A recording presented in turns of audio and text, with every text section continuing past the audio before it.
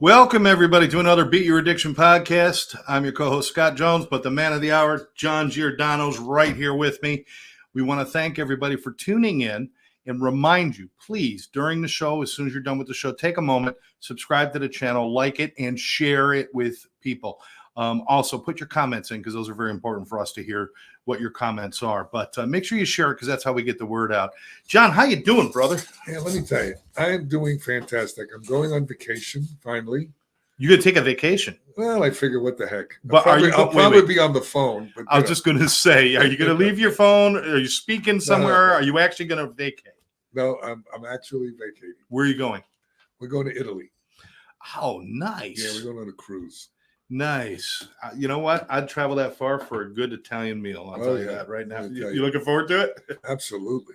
Now, your family's from Italy. Right. Well, I'm Sicilian and 3/4 Sicilian and 1/4, as they say, Napoletan. Oh, okay. So, my family was a mafia type family, so that's the other half. Now, do you have family still there, or do you have family that you are in connection with? I have some cousins. But you're not connected with them, really. No. Okay. All right. Well, that's fantastic. Well, it's really exciting that working at JC's Recovery Center, it's a faith-based program. We're going to be talking about spirituality today. Yeah. Which is, to me, is the foundation for any kind of recovery. Whether addiction or recovering from life. Yeah. We need a higher power. My higher power in the beginning was God, good, orderly direction. And then it transformed into what I call spirituality. Yeah.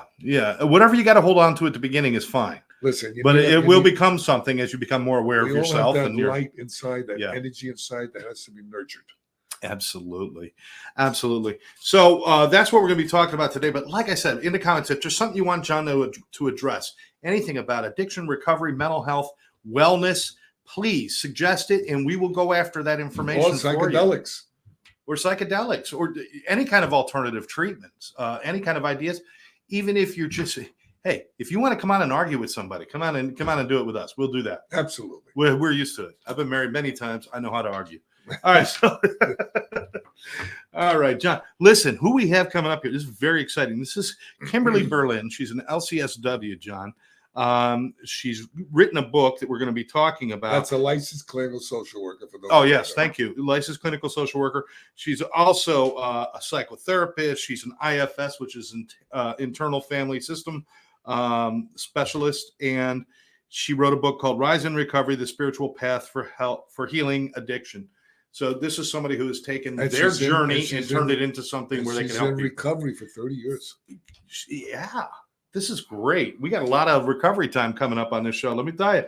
And here she is. This is Kimberley Berlin. Kimberley, thank you so much for joining us. Yeah. Thank you both. Thank you. It's really a pleasure and a joy. Thangive you. Kimberley, I'd like to know more about your book. Tell me what helped you to write it. Give us a little insight into what it is. Thank you. Yes, certainly. So it took 10 years. And the reason it took 10 years is because in the 90s, when I first got sober, I went back to my own personal practice of spirituality, which happens to be the path of yoga and Buddhism, meditation, that kind of thing, physical yoga, that kind of thing. And I knew that it was helping me. There had been some research studies done on the benefits of meditation for anxiety, but really there was a limitation, mostly because the technology wasn't there. And late 1990s, early 2000s, we had this technological revolution. And neuroscientists were suddenly able to see the brain in action while doing spiritual practices. So whether that was meditation, prayer, chanting, speaking in tongues, I mean, researchers have done the gamut, mantra, hymns, name it, gratitude, recitation of gratitude. I mean, they've done all sorts of studies now. So I had already looked at actually I had wanted to do a master's and or a PhD in this, but again, it just wasn't there. There was no there yet.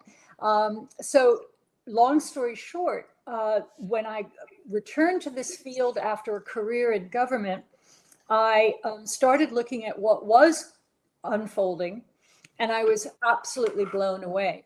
Researchers were showing that indeed fMRIs, brain scans were showing benefits to meditation, yoga, all of the spiritual practices. And I just got very excited because I knew what I was doing in terms of my private practice, what it had done for me in my life. And yet there was one piece that they hadn't caught up with, and that was addiction. And so it took me years to get all of this research together. And then finally, we started seeing little bits and little pieces of what are the effects and the benefits of spiritual practice for addiction. And that's when I said, okay, I have a green light, go. The science is finally caught up with the wisdom of the ancients. And that's when I started to write the book. And I sat on the fence about including my story in it. And I worked with a terrific editor and who also was in recovery, long-term recovery. And she said, Kimberley, if it's one thing you have to do is you have to share your story, because otherwise people are going to say, so what? And so I did. And it was kind of stepping out on a limb, but both personally and professionally. But I was more interested in sharing information about the positive effects of spirituality for addiction than I was about my ego. So I just devote a small chapter, but I run a whole bunch of stories of clients and myself throughout the book. And that's basically how it came to be. And it got published April of this year by Kohler. Oh, congratulations. The studies are going with the pineal gland about the God gene. I don't know if you ever heard of the God gene. Yes, I have. Yes. And it's got a long name like this. And I just call it parietal gray. Yeah. But that came out of Harvard, and it came out quite some time ago, where they started looking at, is there an area of the brain that holds, if you will, spirituality, spiritual acceptance? And they found out that there is indeed a part of our brain right back in here, in the occipital lobe, that holds the capacity for spirituality to be accepted, internalized, and then sort of expanded into the rest of the brain and our system. So yeah. Let me point out that this book is called Rise and Recovery: Spiritual Path for Healing Addiction. It is available on Amazon. Really easy to pick up. Please get yourself a copy of it. Explore. Even if this isn't your cup of tea, constantly figure things out, constantly learn, constantly take in new ideas.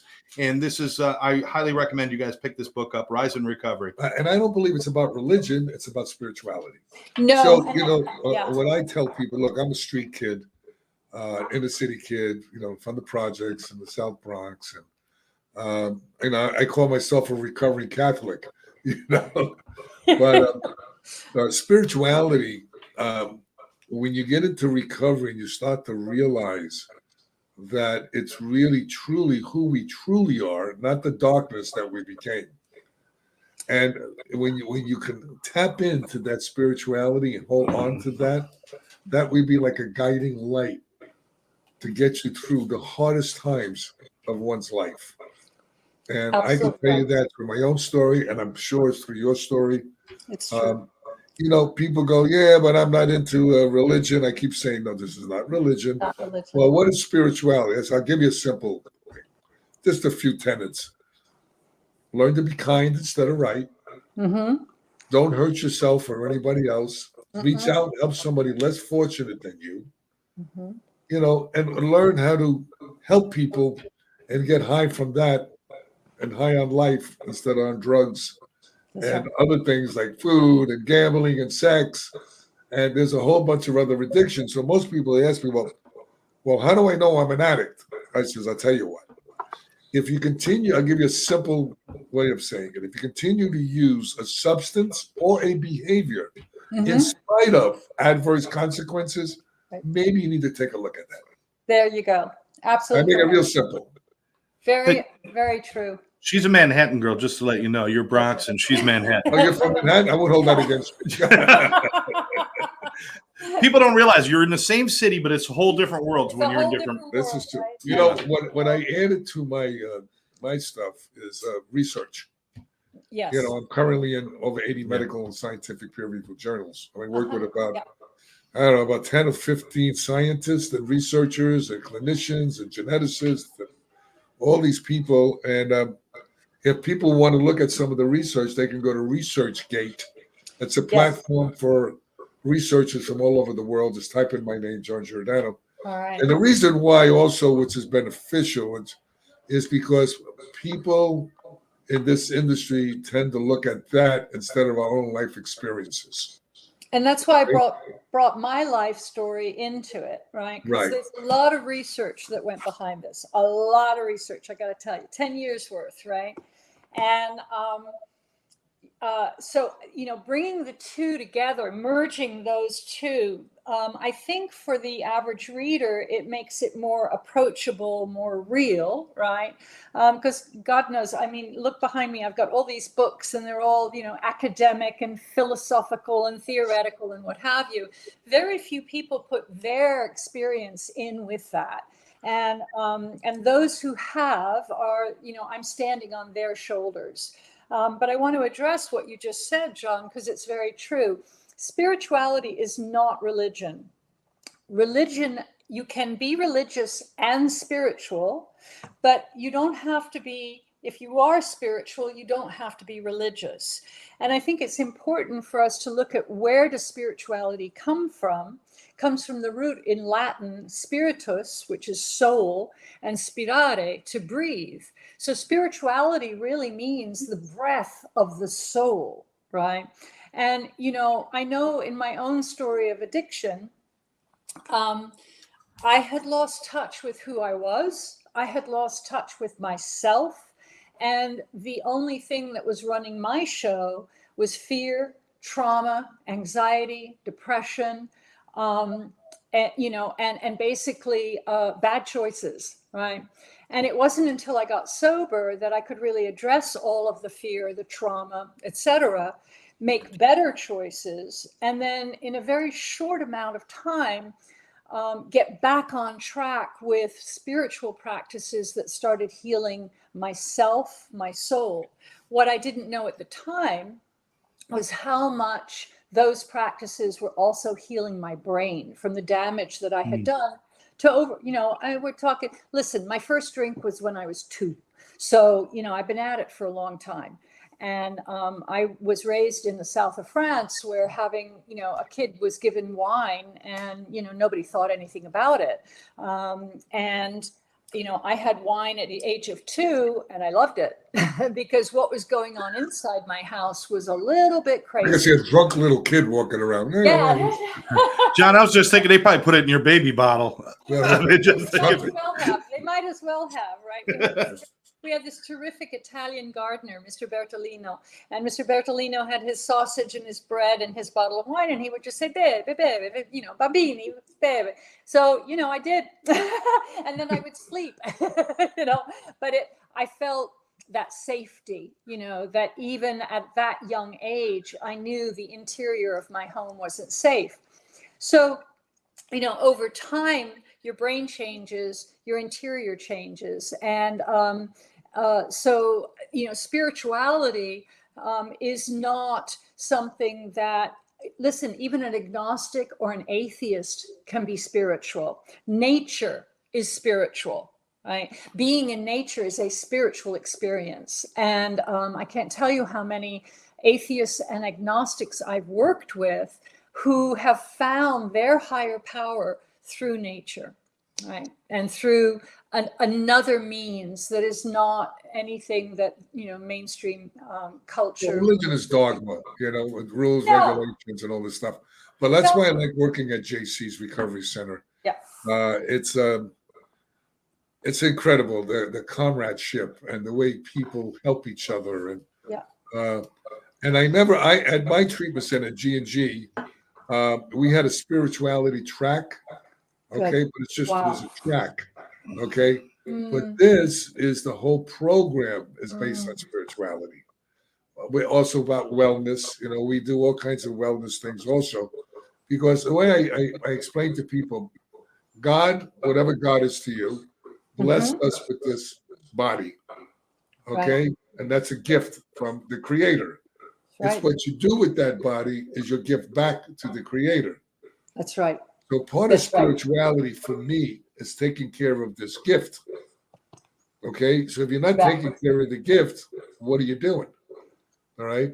So what happens is that addiction treatment centers are 70 years behind the time. I talk about this in every podcast. Yep. And we're not treating people comprehensively or holistically. No. And first of all, you have to ground them. The foundation for any recovery, as far as I'm concerned, is what you're talking about, the spirituality. Yeah. You have to find some kind of God of your understanding, okay, to start your journey back to being a human being again, and then back into your soul again, which is the essence of who we are. That's right. And I know, and everybody has a self and a soul. Everyone, every single person, and it's in every religion, but also every spiritual tradition. Self, right? And if we can get clients to connect to that, that's a beginning step to having all of the other parts of our system, right? Our internal system, the drinking part, the fear part, the angry part, resentment part, all these different parts of us. If we can get clients to connect to self, then those parts can start to unburden these wounds that they've been carrying for so long, right? And then self begins to lead. Self begins to be the calm, centered, connected, creative, compassionate, confident, being that you are inherently born to be. That's how we were originally born, right? And the moment we come into this world, that's where we are. And it's all of those, people give up hope.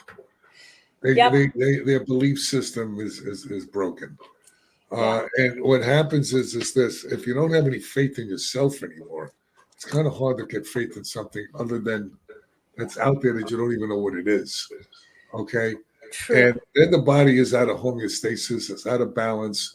Addicts don't eat right, they don't drink right, they don't they drink enough water. Their food supply is like horrendous. A lot of them are overweight. A lot of them have all kinds of other diseases. Yep. And then mental health issues come in. They don't take care of their gut, which is second brain. There's a lot of things that work together in unison to create wholeness, wellness. Yeah. Spirituality is the foundation, but if you don't have the rest of it, that's right. It just falls apart. That's right. Because a lot of addicts and alcoholics, I think almost everybody, okay, I don't have to say all, I always say most, okay? Personally, it's all, but anyway, it's most, okay, have some kind of mental illness. Yeah. Yeah. And what is mental illness anyway? It's out of balance. Yeah. And you can rebalance with that, but we became a pill society. Okay, take this pill to fix this, take pill to fix that. You cannot take a pill to fix your spirituality. No, you can't. You have to do the work. You do. And it takes commitment, discipline, dedication, devotion. And I talk about our bodies extensively in this book, particularly sugar. All right. You go to any 12-step meeting, what's on the table? Sugar, caffeine. What are they doing outside? Smoking like crazy. Now, I used to be a smoker, so, I'm not pointing a finger, but 1998, I gave it up. Thank God.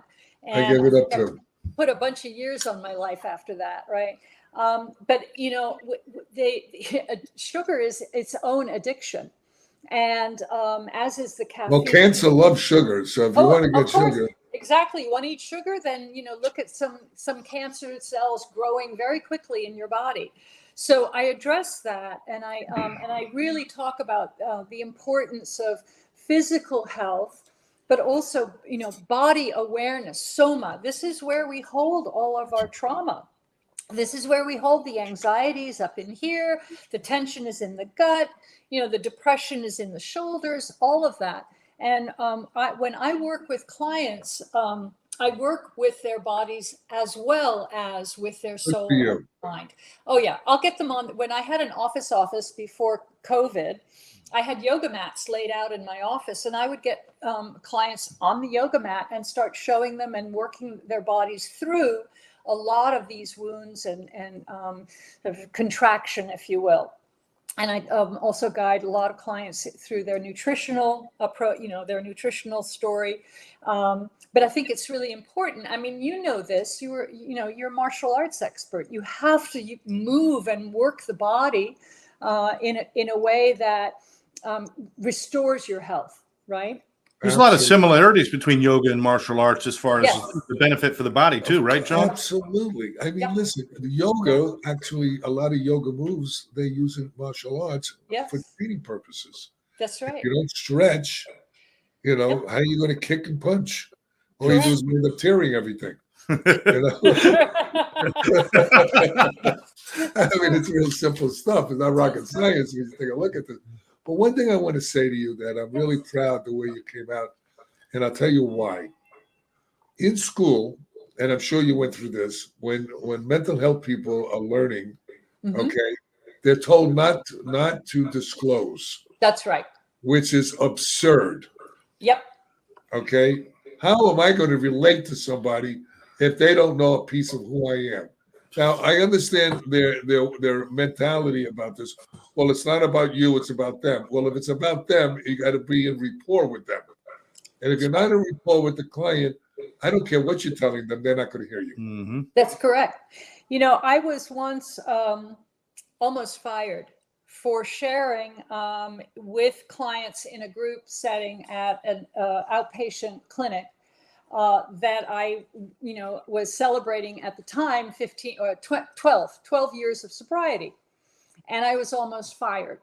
How dare you? Are you out of, what the supervisor didn't appreciate. What moron did that? Yeah. Well, yeah. What the supervisor at the time did not appreciate is when I shared that, I created connection with those clients. That's right. I was no longer top down telling them what to do. I was sharing that what I'm telling you to do is what I have done. And well, you know what happens? Yeah, as a result, if you do this, if I can do it, you can do it. Right.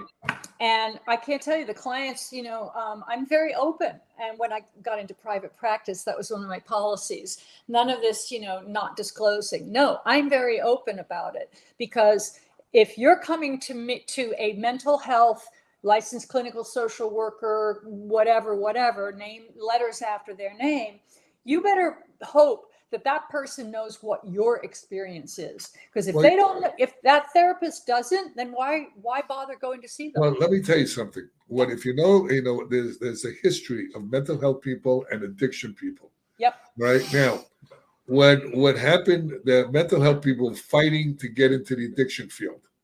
Okay, not just because it used to be separate. Used to be, I'm doing this almost 38 years now. Yeah. Okay. And it used to be if you went to substance abuse treatment, then you went to mental health treatment. Right. Okay. Instead of them being together. Yeah. Okay. And what the problem was is that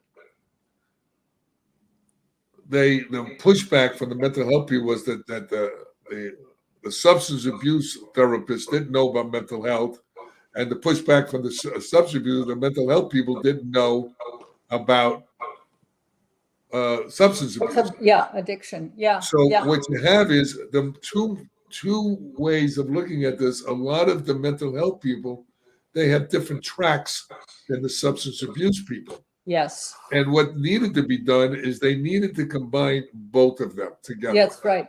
That's right. Which they didn't do, and they still teach the same nonsense. Yeah, they still do. And unfortunately, years ago, I don't know how many years ago now, is you had to wear a suit and a tie, to group if you were a therapist. Yeah.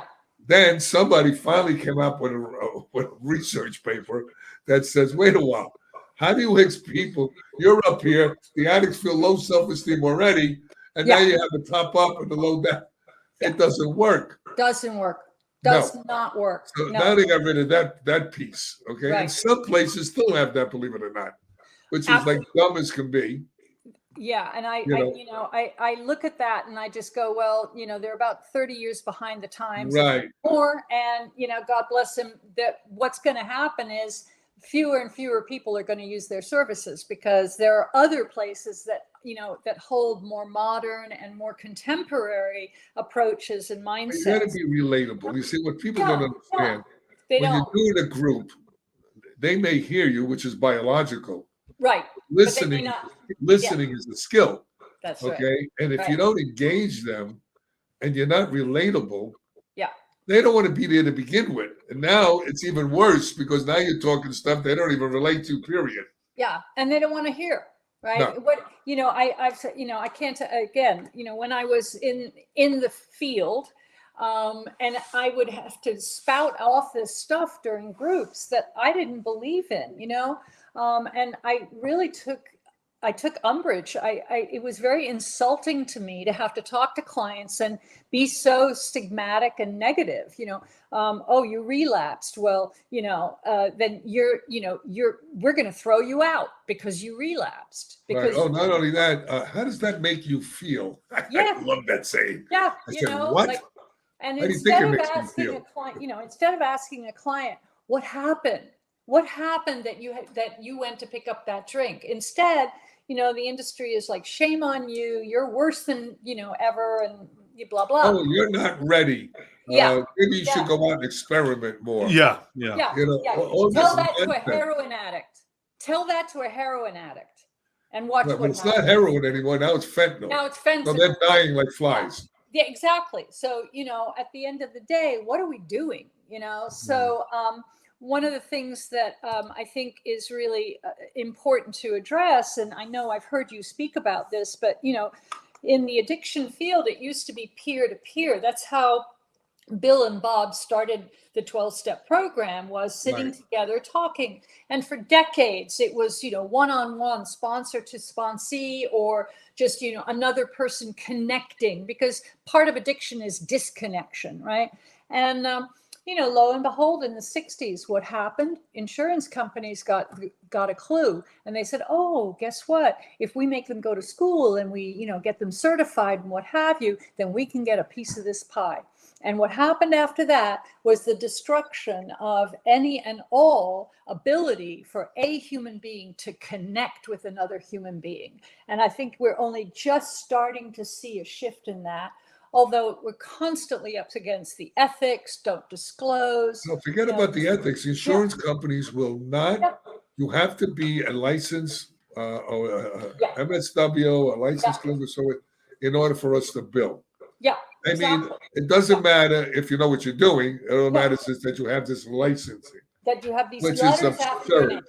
Yeah, well, as I said, I was in a conference yesterday and a presentation, and I said, so all that happened was that now we're required to go to school, spend a lot of money in student debt, and then get paid a horrible salary to do exactly what we were doing before with, much more confidence and much more direct access to the client. I love talking to you because you are a light for all of these mental health people that are out there learning this nonsense. Yeah. If my long-term goal is go back and get the PhD and start teaching this stuff at a higher level, because I think that, the young people coming up are not getting what they need in order to be able to deliver appropriate and really healing approaches to addiction and mental health. So we'll see. It's in my bucket list. We're back in this. Holy cow. This shit's never happened to us, John. This is a new one. It's a new one for me. So, Kimberley, all this stuff you talked about, this is great. What were you like this? Were you looking at the spiritual side of things before the addiction as well? Or is this something that happened in your recovery? And how did that come about that you went in this direction? So, very good question, and I address it in the book as well. I had an experience when I was a very young child, and as I had mentioned, things inside the house were not pretty.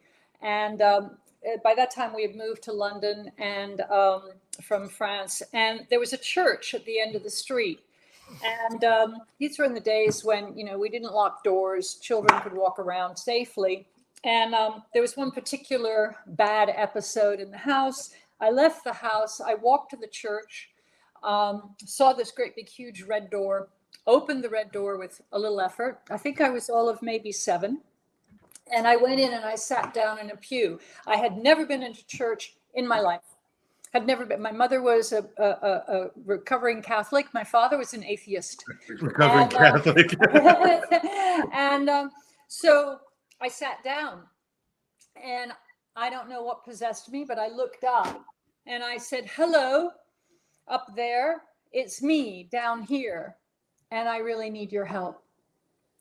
And, thus began a connection that I had with something that was just not of this human realm, if you will. When I was 14, 15 years old, I saw an advertisement for a workshop in yoga, and it sounded familiar. It seemed familiar. I went to the workshop and I knew exactly what to do. It was one of those very strange things. I felt comfortable. I knew, when they were doing mantra or chants, I knew the words without even looking at them. There was something very odd. And I've been told that I had many lifetimes back there. So, take that with a grain of salt. But it was familiar.